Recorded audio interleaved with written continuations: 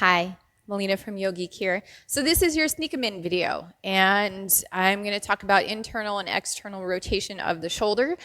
Great way to do some mobility work. I'll show you both seated without dumbbells, and then I'll show you real quick some side lying stuff you can do. So the seated way is a good way to sneak this in.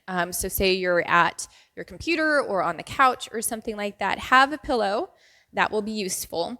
So you're going to place the pillow under your armpit, and you want kind of a floofier pillow or a towel so that when you put your arm at this 90, so you're at a 90, boop, boop, you can sit here again using that proper form, good posture, shoulders are looped back, feeling the engagement, and with kind of think robot arms, you're going to just squeeze this pillow and bring it and release. So you're squeezing, releasing, squeezing, releasing.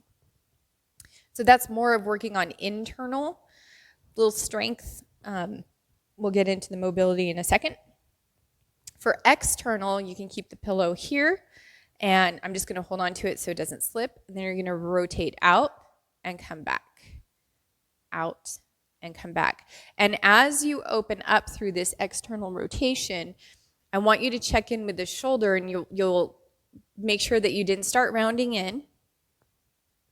And you'll have kind of a natural stopping point depending on your mobility, what's going on with the joint, stuff like this. So if you can, do the little bit of like shoulder release, fascial release before doing this, if you can. Otherwise, just be mindful of that external rotation, that if you're kind of working on the mobility, you may not come all the way out, and that's totally fine. You don't want to force it past its kind of natural stopping time. The more you do this, the more you can increase your mobility. So, recap, pillow under the arm, and your arm is at a 90, palm facing in, little squeeze, and then for external, just again rotating open and coming back. You don't have to have a pillow. You can keep your arm along the side. Just make sure, like when you're doing bicep curls, you're really keeping those elbows in towards the side, and then you'll just rotate open to wherever it feels comfortable for you, and then you would do both sides. So that's two seated, just kind of sneak them in if you're at the desk or on your couch or whatever. The other one is a seated internal external rotation.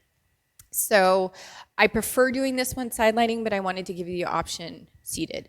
So I'm going to have my arm behind me a little bit, just that's kind of with the bench here, that's what's happening. And I'm going to rotate my palm so that my thumb is pointing towards my tush. It's more of this internal. And then as I lift overhead, I'm going to rotate so palm comes up and come overhead. Now, this is where things get wonky. If you're tight in here, you may notice that you start going into that thoracic extension. So keep nice big exhale, kind of let those rib cages come down, still engaging that core. So you start with palm facing out, thumb towards tush. And then you're just going to rotate it up overhead. Again, being mindful that you're not sneaking up into the neck, and come back down behind you. Ooh, I can hear crunchies. Oh, that's so nice.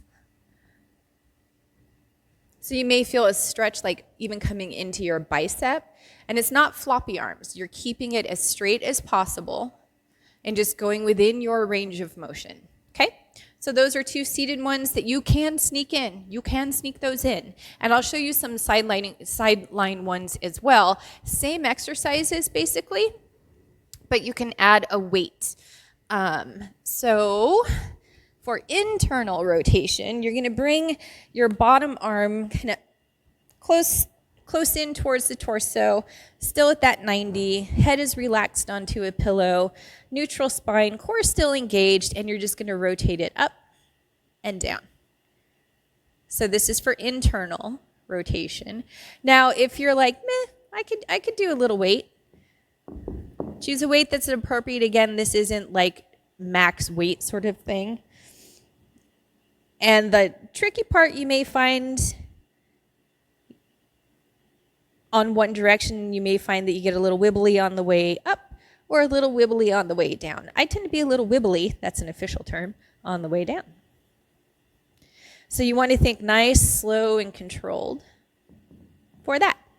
Okay? So you can do it with or without a weight. So for the external rotation, again, you can place pillow under the arm. Arms at a 90, you're just hanging out here, and you'll, same thing like we did seated, just rotating in and out, stopping at that natural stopping point, keeping it out of the neck, thinking of kind of engaging and activating those back body muscles. So think your scapula, rhomboids, keeping it out of the neck. And then if you like, you can add a weight and do that. And then for the final one, which I showed you seated as well, is that, I'm going to make myself more comfortable here. So nice. Is that internal, external rotation. So I'm going to start with my arm up. Palm is facing towards my inside, so facing forward. And then as I come down, I'm rotating. So the thumb goes down and kind of behind my tush. Try to keep the arm as straight as possible. And then come up and over. Ooh, she tight. And then rotate down. So it's not a fast motion. I don't want you flying through these. And then notice as you come over, depending on where you're tight, you might, again, kind of feel that shift in the thoracic or something kind of taking over. So you want to stop where you have good form and weird wobbly things don't start happening in other parts of your body to compensate. So the seated ones are going to be more of your sneak-em-ins. You don't need to have a pillow. It's helpful. Well, for the squeezy one, that's helpful, but you can use a towel or something like that, or even roll up a sweater. It's almost July, so that statement is funny. But a couple ways to sneak those in, and that's strictly kind of mobility work, and it can be interesting to kind of discover what that range of motion is in your shoulders, and that will help when you work on this stuff. It helps if you're a yoga practitioner. It can work on, for poses like down dogs, things like that, opening up the shoulder and chest area, making sure you're activating the back correctly. And then if you're lifting weights or doing body weight stuff, it's again just kind of keeping the joints and all the bits and pieces healthy and happy.